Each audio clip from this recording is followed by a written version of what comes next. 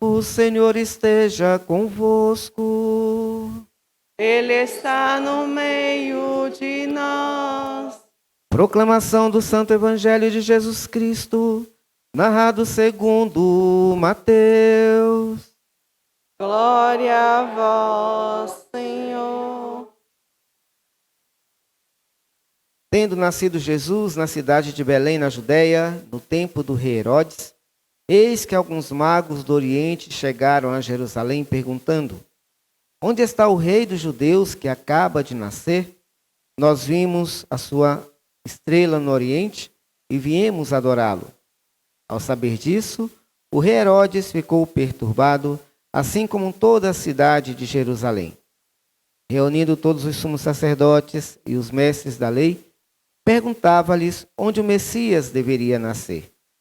Eles responderam: em Belém, na Judéia, pois assim foi escrito pelo profeta: e tu, Belém, terra de Judá, de modo algum és a menor entre as principais cidades de Judá, porque de ti sairá um chefe que vai ser o pastor de Israel, o meu povo. Então Herodes chamou em segredo os magos e procurou saber deles cuidadosamente quando a estrela tinha aparecido.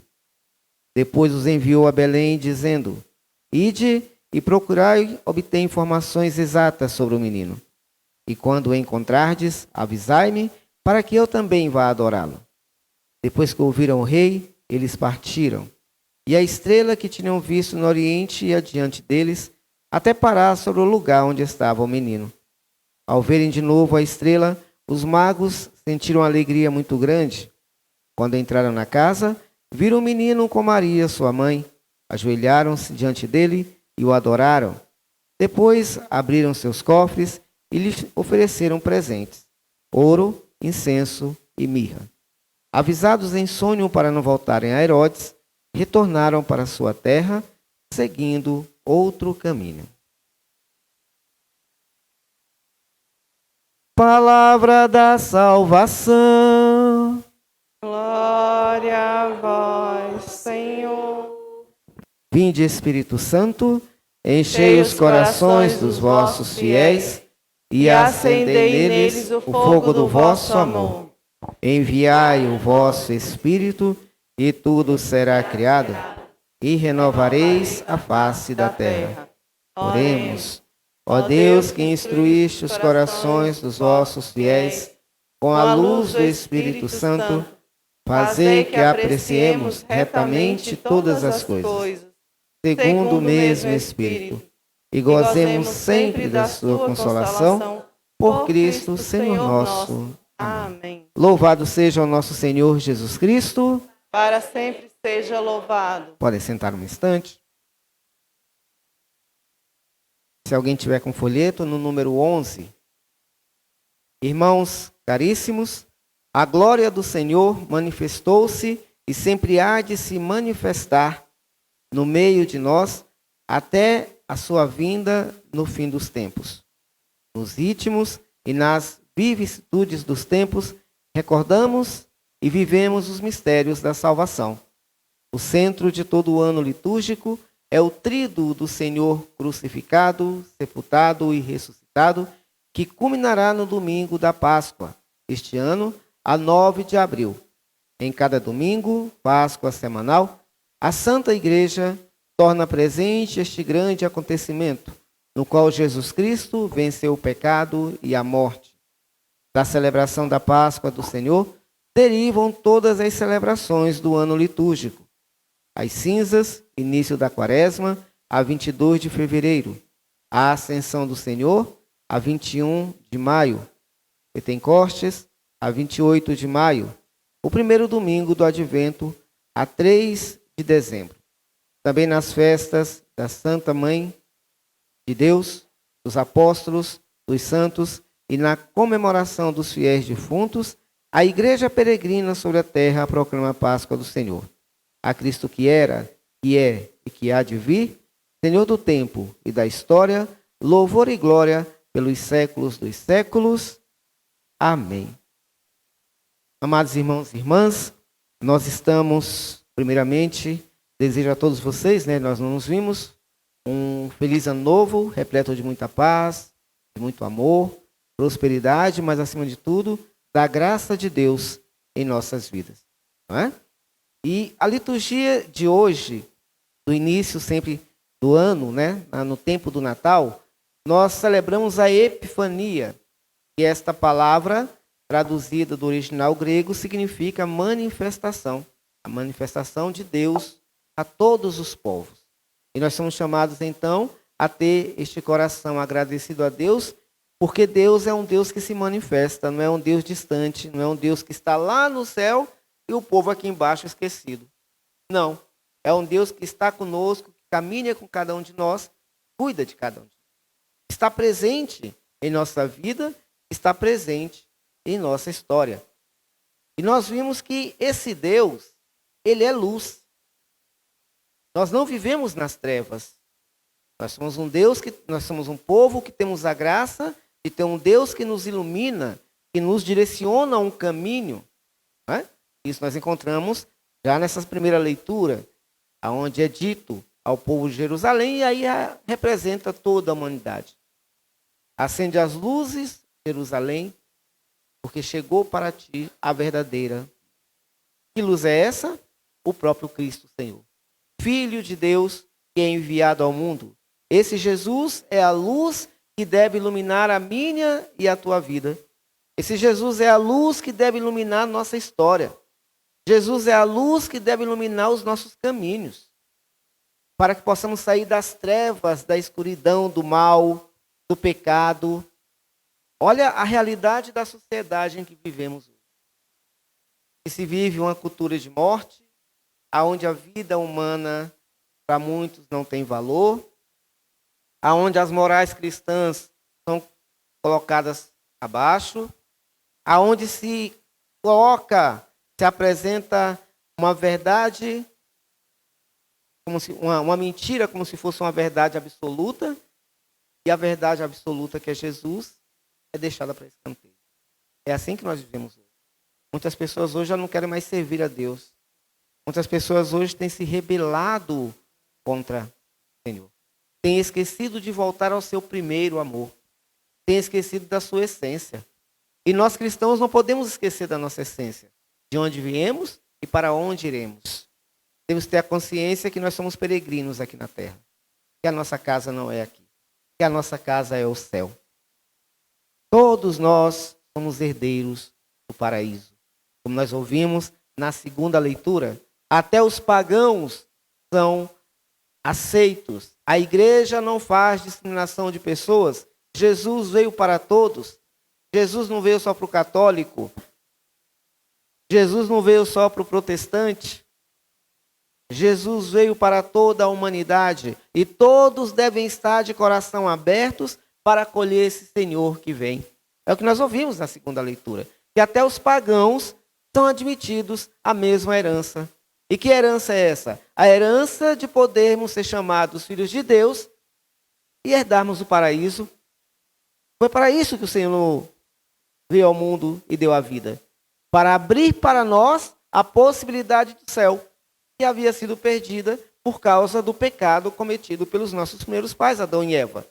Com o pecado de Adão e Eva, a humanidade perde esta graça da harmonia com Deus, do paraíso.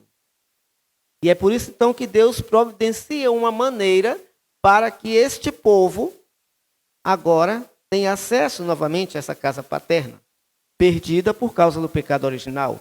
E é aí que ele envia seu Filho, que é luz, para iluminar, para abrir para nós novamente a possibilidade de céu. Eu falo para abrir a possibilidade, porque o céu é uma realidade palpável, mas infelizmente nem todos poderão alcançá-lo. Sabe por quê? Porque para ir para o céu, para alcançar o céu, devemos seguir os preceitos do Senhor. E nós sabemos que, infelizmente, muitos são chamados, não é? Mas muitos não querem. E graças a Deus, a doutrina da igreja, a doutrina de Jesus Cristo não é uma imposição. Jesus não te impõe ser católico, Jesus não te impõe amá-lo, Jesus não impõe que você deve segui-lo. Jesus te faz uma proposta, né? Proposta. Eu estou aqui, eu dei a vida por você. Quer vir comigo? Se vieres, saberás o que é bom. E qual é a recompensa? O céu. Então o cristão é aquele que vive pautado neste amor do Senhor. O cristão é aquele que deve estar imbuído do amor, para ser reflexo de Jesus para a sociedade. Não adianta ser reflexo de Jesus só dentro da igreja. Temos que ser reflexo de Jesus em todos os lugares que estivermos. Ou então não faz sentido ser católico. Não faz sentido ser cristão, não faz sentido ir à igreja.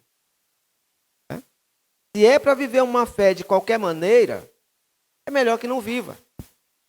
Se é para ser católico, me desculpa a expressão, meia tigela, é melhor que não seja. Ou eu sou católico ou não sou católico. Porque a doutrina da Igreja Católica não pode ser uma imposição. Eu não posso ser obrigado a ser católico. Eu sou católico por amor. Não é? Você está aqui porque você ama Jesus. Eu sou diácono porque eu amo a Jesus. Quero servir a Jesus. O sacerdote, quando está presente, é sacerdote porque ele ama Jesus. Ele se entrega a Jesus em prol de uma causa maior. Salvação de todos.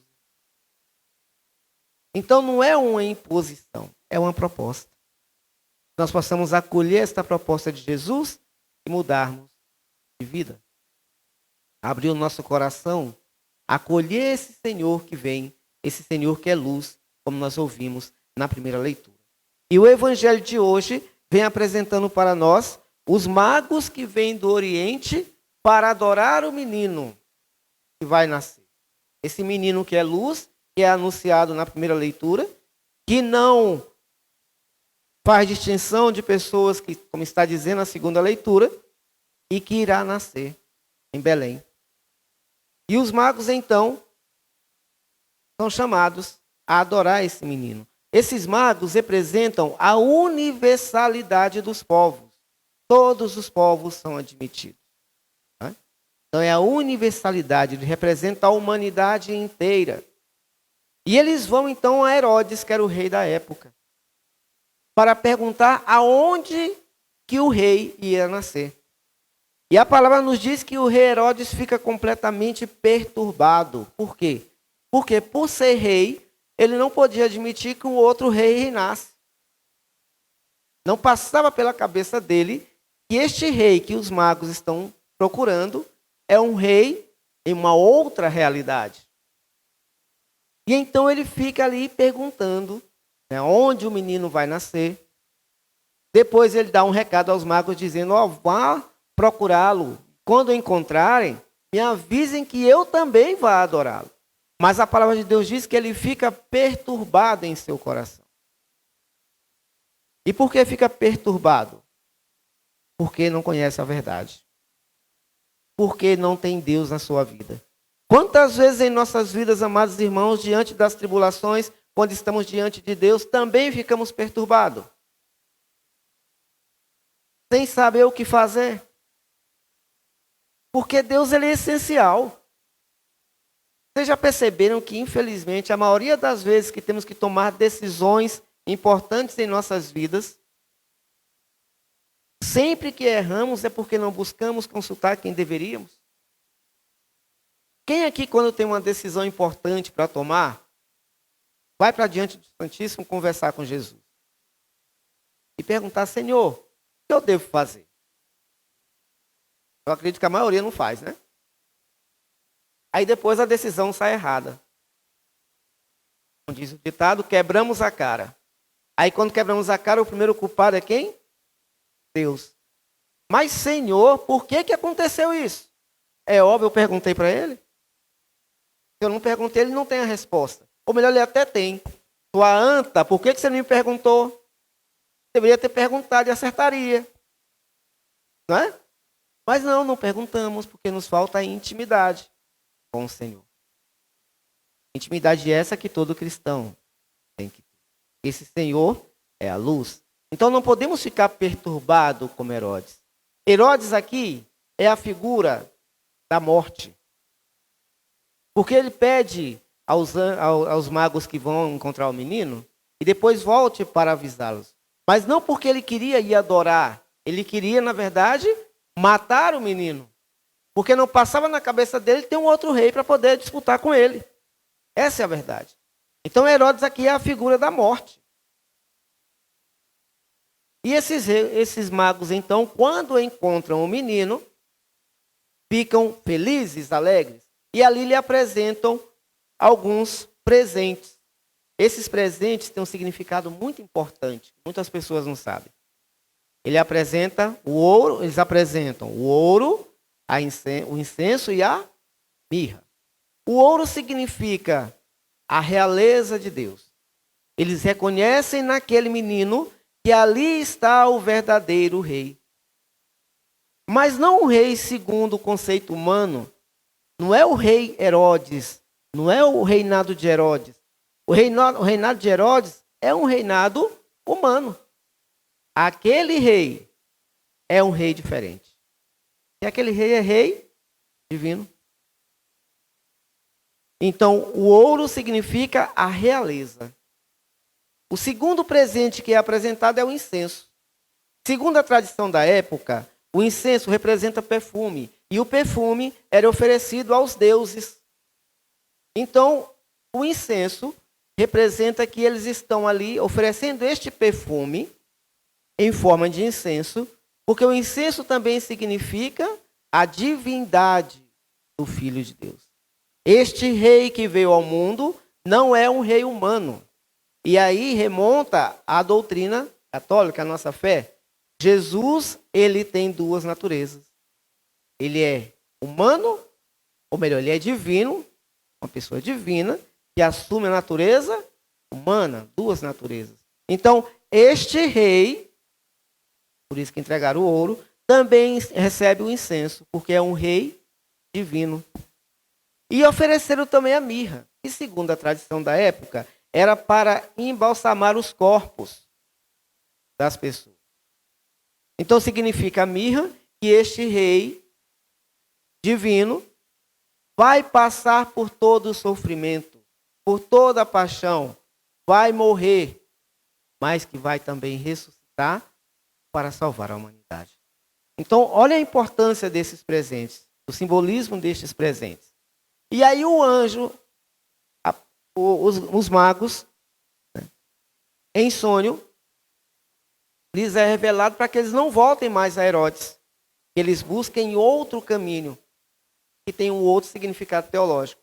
Não voltar a Herodes significa não voltar ao caminho de morte. Eu falei, Herodes é a figura da morte. Então, esses magos são orientados a voltar pelo outro caminho, porque aquele que se encontra com o verdadeiro rei, o rei da vida, tem a sua vida modificada. O rei da vida nos apresenta a verdadeira vida, não a morte. Então, buscar o outro caminho. Aquele que se encontra com Jesus tem a sua vida completamente transformada, modificada. Porque o Senhor tem poder para mudar a vida de todos nós. Então, essa epifania do Senhor é o momento de nos alegrarmos, porque o Senhor verdadeiramente quer transformar as nossas vidas. Que no início deste ano, nós possamos fazer um propósito com Jesus. Qual é o propósito para todo o decorrer do ano de 2023? Busquemos menos as coisas materiais. Busquemos mais as coisas espirituais. Busquemos as coisas do alto, as coisas que edificam, as coisas que nos levam a Deus. Não percamos tempo seguindo a vontade do mundo, porque a vontade do mundo é uma vontade passageira. Eu posso até me alegrar, eu posso até me satisfazer com as coisas do mundo, mas elas não vão me levar à salvação. O que me leva à salvação é eu encontrar-me com o Senhor da vida, o Senhor da história, o Senhor que cura, o Senhor que restaura, o Senhor que tem o poder de mudar toda a minha realidade.